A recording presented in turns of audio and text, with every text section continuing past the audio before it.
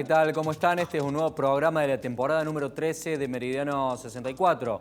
Hoy vamos a conversar con Juan Monserrat, titular de la Unión de Educadores de la provincia de Córdoba. Finalmente han logrado un acuerdo salarial con el gobierno. Buscaban que el salario equipare a la canasta familiar.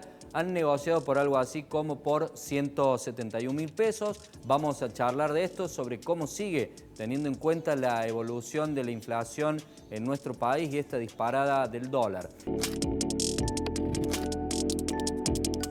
Dificilísimo la negociación salarial. 7,7% fue la inflación del mes de marzo con la canasta básica en 195.000 pesos. Ahora esta corrida del dólar blue, ¿qué va a pasar? Finalmente los docentes de la provincia de Córdoba pudieron lograr un acuerdo salarial de en torno de un 60%. Vamos a charlar de esto y de las otras cuestiones que tienen que ver con la educación con el titular de la UPC, Juan Monserrat. Juan, ¿cómo le va? Muy buenas noches. ¿Cómo le va? Gracias por acercarse a nuestro espacio. Gracias a ustedes. Lo habíamos tratado de invitar en semanas anteriores, pero usted estaba con el tema de las marchas y el conflicto. No Había podido. Un poquito ocupado.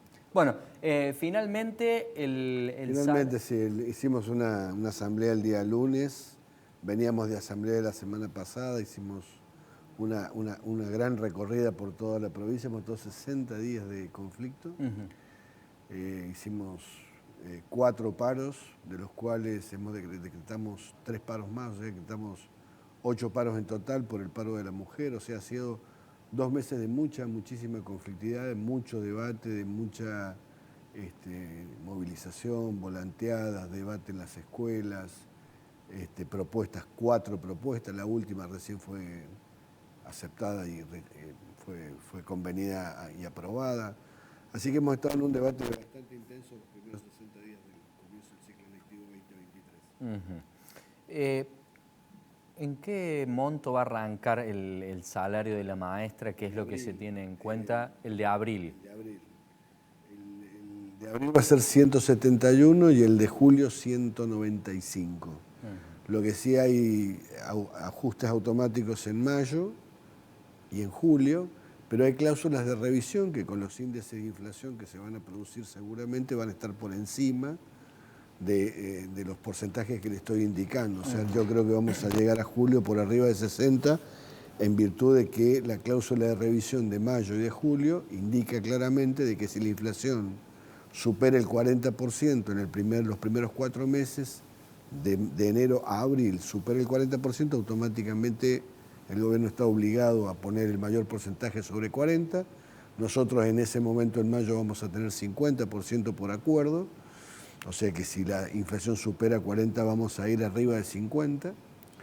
Y en el caso de julio, si la inflación supera en el semestre más de 50, también se adiciona lo que dé el IPC de Córdoba por encima de 60, que es lo que tenemos pactado en el acuerdo. Con las medidas que está tomando el gobierno nacional es muy probable con las no medidas. Que se supere. Con las no medidas. Bueno, con las no medidas, como usted le dice, es muy probable que se supere es ese muy porcentaje probable, de inflación. Es muy probable, la situación económica de la Argentina es muy frágil.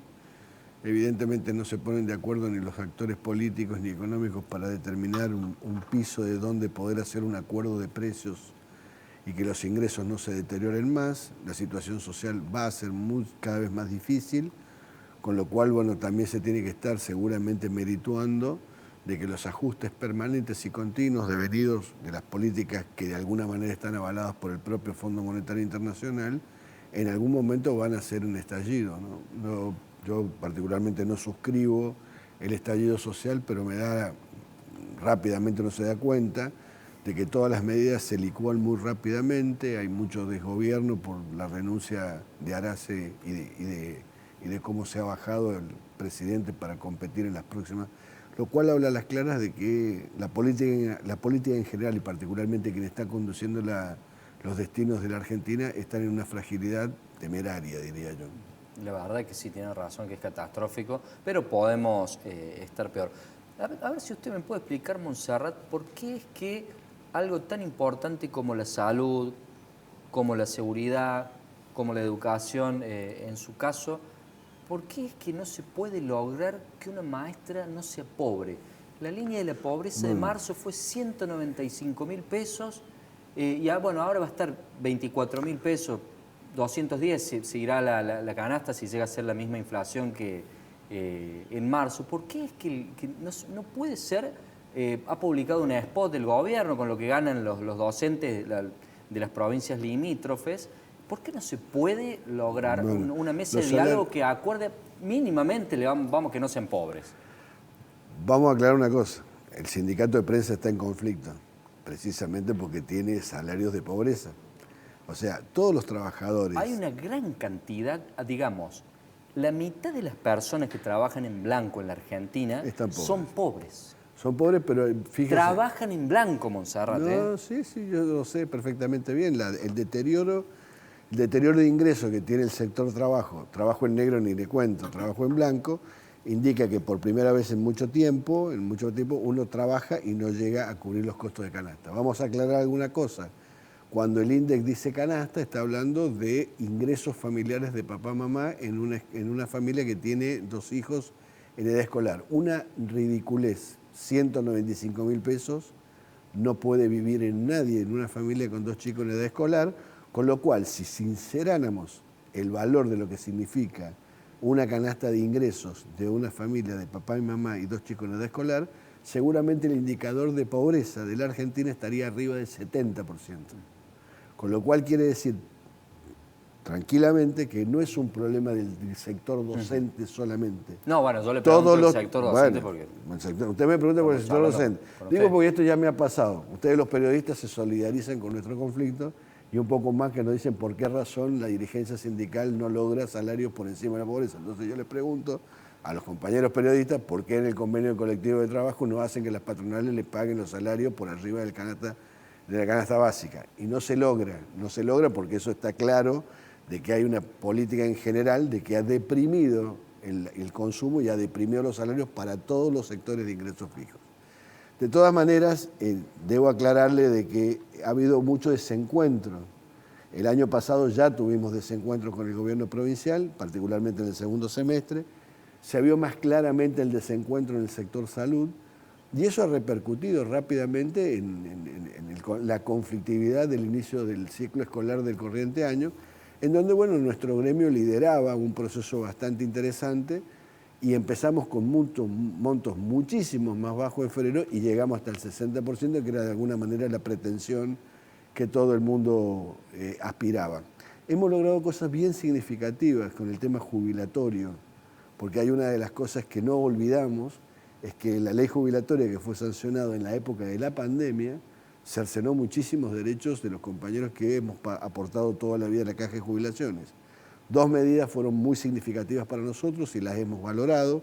Una, que se le paga el 82% de la parte del salario docente que viene por aportes nacionales, que se llama Fondo Nacional de Incentivo Docente o FONID, y otra, que el gobierno provincial, unilateralmente, pero en realidad fue una demanda en la calle, terminó con el diferimiento de 30 días a ningún día, de modo tal de que los jubilados menores a 250.000 pesos que se cobraban en el mes de febrero, o sea que los aumentos salariales no van a cambiar la banda, nuevos jubilados no van a entrar en el diferimiento de 60 días, esos compañeros van a cobrar los aumentos en el mismo momento que lo cobran los compañeros en actividad. Lo que es si viene una medida, 30 días en la Argentina es un porcentaje enorme. Si viene una medida transitoria, es a nuestro entender una señal de diálogo y de correspondencia. ¿Transitoria hasta? Diciembre. O sea, el próximo gobierno va a tener que se tienen que sentar a charlar. ¿Usted va a buscar revalidar su condición de titular de la UPC? No, ya he decidido el año pasado. Yo llevo 40 años en el sindicato. O sea que no. ¿Le va a prestar apoyo a algún compañero suyo? Compañera, todavía no lo hemos decidido, estamos en pleno debate, hemos terminado el conflicto salarial. Seguramente en el transcurso, en el devenir del mes de mayo, vamos a hacer las convocatorias correspondientes para fijar la fecha electoral y para elegir los candidatos que van a tener que presentar las listas en las próximas elecciones del sindicato. Hace aproximadamente 45 días atrás estuvimos con el ministro de Educación, comentó que había una parte del salario que estaba en negro, le quiero preguntar por eso, y por cómo es la condición de trabajo de los docentes hoy en día, digamos, cómo ha evolucionado digamos, uno que hace 20 años ha sido estudiante, ¿cómo está hoy en día? Bueno, la parte en negro es la parte nacional, la parte del Fondo Nacional de Incentivo Docente, que nosotros al poder lograr de que el 82% de ese monto la pague la provincia, prácticamente ha dejado de estar en negro. Si bien está en negro, operativamente el estar en negro es estar en blanco, y para que lo cobren los compañeros jubilados, y el gobierno ha accedido en eso a pagar. Es decir, que el 82% de ahora está en blanco, ¿o lo interpreto mal? No, no está en blanco porque no hay aportes a la caja, pero sí está en blanco porque en definitiva lo cobran el 82%. Zona gris, le podríamos decir. Zona gris, pero bueno, digamos, el gobierno de la provincia no va a pagar aportes y contribuciones sobre los montos federales, pero sí va a pagar el 82% de lo que eso significa para los jubilados, prácticamente lo mismo. Y con relación a las escuelas, bueno, hay una situación compleja, digamos, después de la pandemia, usted se imagina, 2 años sin contacto de mayores y de chicos en un espacio público. La pandemia ha significado, a nuestro entender, un cambio civilizatorio muy grande. Hay cambios en las conductas de los sujetos, en las formas de vincularse y relacionarse, el amor es distinto, la amistad es distinto, comprar y vender es distinto, informarse es distinto. O sea, yo creo que estos 2 años de pandemia y la aparición de las nuevas tecnologías ha cambiado la subjetividad de las personas. Nosotros venimos con un formato de escuela de más de 100 años, en la cual la presencialidad es un imperativo, los rituales de la escuela son imperativos, el estar quieto en el aula es un imperativo. Bueno, esas son cosas que... ¿Cree usted que hay que replantearlo a esto? Por supuesto, por supuesto. ¿La presencialidad también?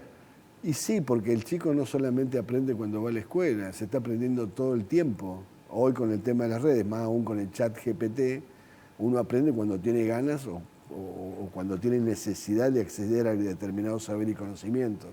Ahora, repensar el formato del sistema educativo en los desafíos que tienen las nuevas tecnologías, la comunicación y las relaciones sociales devenidas de la pandemia, es una tarea bastante ardua, pero que hay que darla porque evidentemente lo que está en juego es el símbolo de la escuela como organizador social. Hay 2 cosas en la sociedad que ordenan. Una es el trabajo y otra es la escuela. Bueno, son 2 instituciones que están muy en crisis en este momento. Montserrat, le agradecemos por haber venido a nuestro programa. Bueno, un gusto. Hacemos una breve pausa, tras ella recibimos al intendente de Río Ceballos. Ya volvemos.